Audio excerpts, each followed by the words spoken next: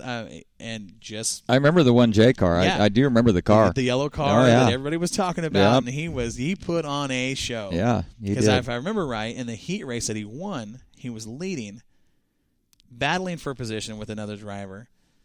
Got taken out. There was like a 3-car wreck. They all went to the back, and the kid drove up to the front and got the win. I remember that. Yes. Yeah. Then he ends up winning the feature that night. Yeah. Okay. Awesome driver, a young guy. Another he's like a young version of Bryson James almost. But with, I was thinking the same surfer thing. version of Bryson James. Surfer version. yeah. Pretty cool deal. I think he's a kid that we're going to keep our eye on to watch because he is definitely making a name for himself. So he won his feature last weekend. He won the feature last week on Nice. his night at Budweiser, Bakersfield. Budweiser Nationals. See, I need a Budweiser. Yeah. I'm saying. So, Bakersfield Speedway. Senior mini dwarfs. Now, these mini dwarfs. Mini dwarfs. Mini dwarfs are basically a go-kart with a little dwarf body on them. Really? Yeah, they're tiny. And it's kind of more of a kid-oriented deal where kids come in and learn to race. They race on the small track. Winner in the senior division was Jacob Carey. Jacob Carey, and junior mini dwarfs went to Jet Yantis. What a cool name. Jet. As a race car driver, hey, I'm Jet. How you doing? I mean, pretty cool deal. But Bakersfield, what a fun place. One of our favorite places to visit with the Moxie crew. It's just a great atmosphere. It's a great racetrack. The staff is amazing. They are very cooperating. Considering we're outsiders to their track. That's the thing. And they were open-armed. Man, right. It was awesome. They welcome us with open arms and said, hey, have at it. Do what you want. Scott's a cool dude. Put your banners up wherever you want and do whatever you want. Yeah, pretty neat deal. So it was. Looking forward to making our way down there later this year. But they are – I've seen some highlights going on down there, and they look like they're in mid-season form already. Right. Those guys are wide open and just letting it roll, man. Well, they've had 5 or 6 races, I believe. At least. I think they started racing at the end of February. Yeah. So I think they've had probably about 5 races. They're in the opposite mentality as we are. They get excited for rain. It's like, oh my God, it's going to rain. Yes. Right. They get excited about it. Not last year, but the year before when we were down there, it was super hot. Super hot at the Bud Nationals. And we were talking to a lot of the locals. This past year wasn't cool. No, it wasn't. But I think it was over 100 all 3 days we were there last year. Wow. Sandy and I were there. And talking to a lot of the locals and Jerm and Brian Smith and, the Smith boys Brian down Smith, there. yeah. I think they said they'd had measurable rain in parentheses, twice in that 1 year span from the previous Bud Nationals to that weekend. Yeah. It was just bone dry, hot, miserable, not an ounce of wind, and the heat was just baking you. And Bakersfield, the name Bakersfield, it has that name for a reason. Bako. Yeah, there's a reason for it. But back in when I was doing industrial construction, I did some turnarounds down at Unocal in Long Beach and places like that. But I remember they drew a 1-foot circle on the ground, and if X amount of drops hit in that circle at once, they shut it down for rain. They'd shut the job down because of the dangers of rain. Oh my God! It's like, are you freaking kidding me? Yeah. So yeah, we've got to have rain down there. 70-mile-an-hour winds where they make us quit working. Yeah, right. I got you. Always a good time down there. But we, congrats to those winners last week at Bakersfield. Congrats! They've got another good race coming up this weekend. Like you said, with all those classes on the card. Scott Schweitzer and his gang are. They're on point. There is a promoter that you talk about, a guy that's just got a real passion for racing, and he is very very interactive with his fans, with his drivers. Very methodical about his program too. I mean, when cars show up there, the first thing they do is go through tech. Yes. And get their sticker. Yes. And then it's on to the program, and then once the program starts, I mean, they got it down to the minute, and they print it out for you. They do. And late models start at 7:02 p.m. Yep. And late models start at 7:02 p.m. I mean, it takes a car on fire in the front stretch to stop that or change that, So, very, very well organized facility. And that's something that you just hit on that I wanted to bring up real quick was when you go down there to the Bud Nationals, which is about the only time we go. We might make a visit if we get an off weekend. That. One of the weekends that we're not at Willamette. Right. Maybe we'll head down there and just kind of hang out with the gang and kind of get a feel for what's going on prior to the Nationals. That would be way cool. The deal you mentioned was the tech down there. Yeah, that is something that Warren, you're really, really big on tech. I know that, it means a lot to you. It does. It just keeps everybody honest, I mean, not that anybody's out there cheating or anything, but there has to be some sort of law, if you will. Sure. And there has to be some Absolutely. sort of, and there is law. It's written, it's printed, but who enforces it? That's the biggest thing. You can have all the written rules you want. I've never been, personally, and this is kind of a big deal with me, but because any of the racing I've done in the past, there's always tech. You go through tech before you do anything. I mean, you unload and you get your setup or whatever, but you go through tech before you go on that track. Yeah.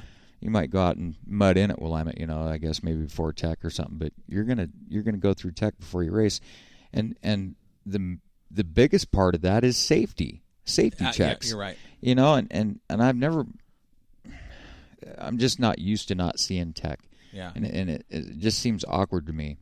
Well, I know that you guys, as a crew chief on the Southwest Tour, sanctioning body, traveling, had a crew that traveled with you. Tech was, all over you guys. Yeah. And it was a big part of your game.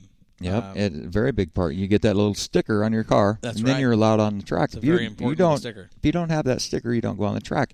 And like I said already, the safety factor is the biggest thing. Yeah. Not so much people cheating, but it eliminates that too. We talked to some of the drivers out in the pits last week out there at Willamette, and like the.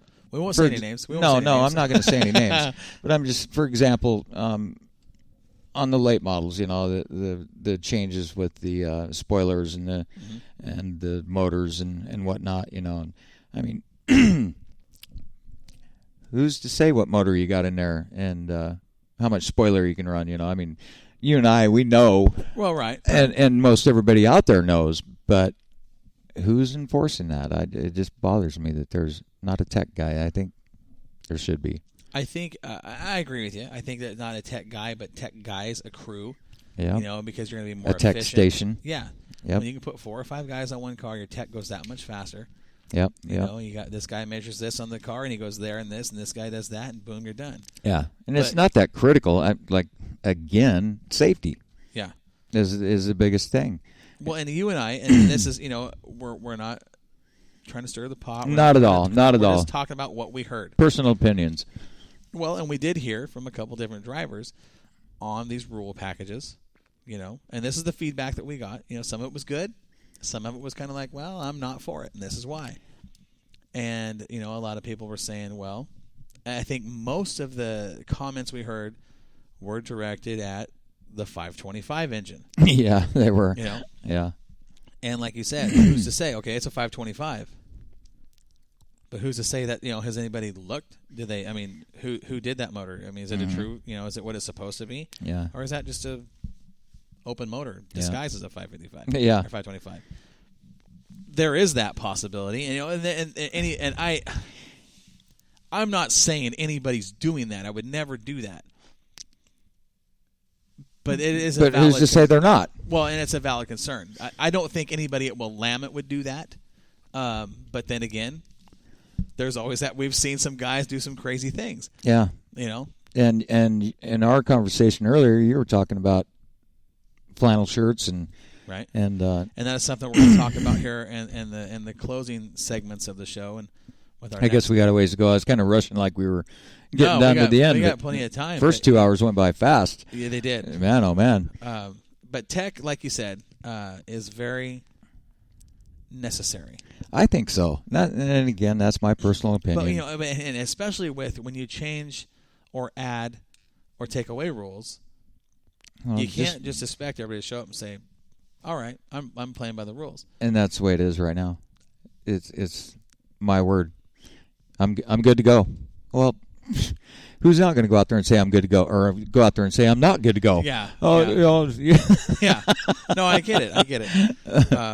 And we've, as a racer, you've been a racer. You went to the Nationals and finished in the top 10 of the nation in the open carts. In the open twin, yeah. That's right. As a racer, I know as a racer, as a pit guy, as a crew chief, you're going to push the limit any area you see you can push it. Right. You know, if you get into that gray area that's questionable, okay, well, is that cheating? You know. Right. But then going back to safety, there's no gray area. There is no gray safety. You're absolutely right. There is no gray area. And nobody, there's nothing to push to any advantage in the safety department. I think as a racer, that is something that, honestly, a track shouldn't even have to tech, because you should know better.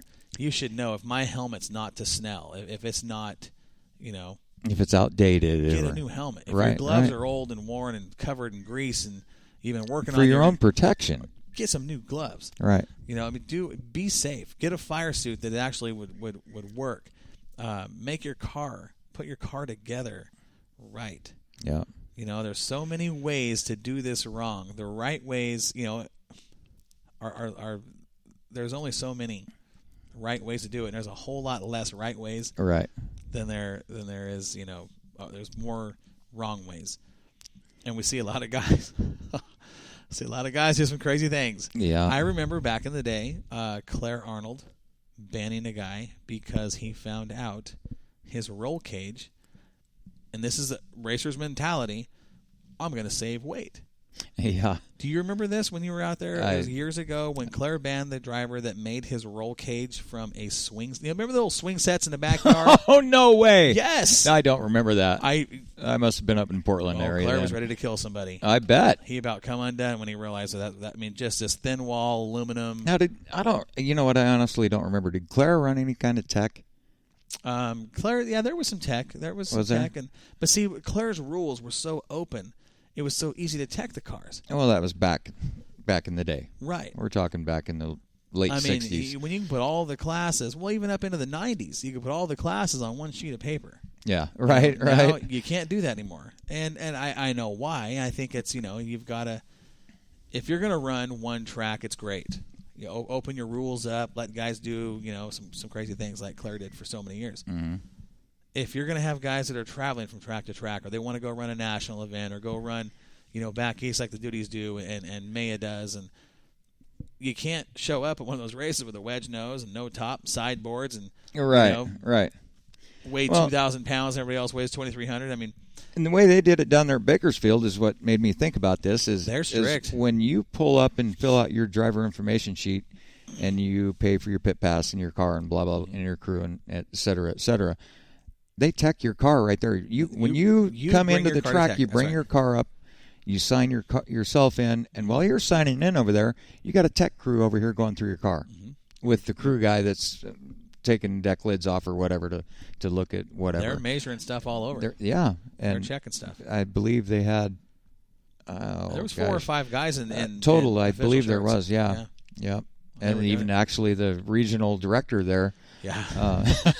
Heck of a nice guy. Oh, yeah. He really you is. Gotta love Paul. But yeah, I'll tell you what, when it comes down to tech, he's serious as a heart attack. He is. And none of it gets taken lightly. He takes every... Well, and a prime example of that was, again, Paul and those guys. You're talking about the IMCA guys. Right. When we saw him in Vegas. Right. Tony Breakall.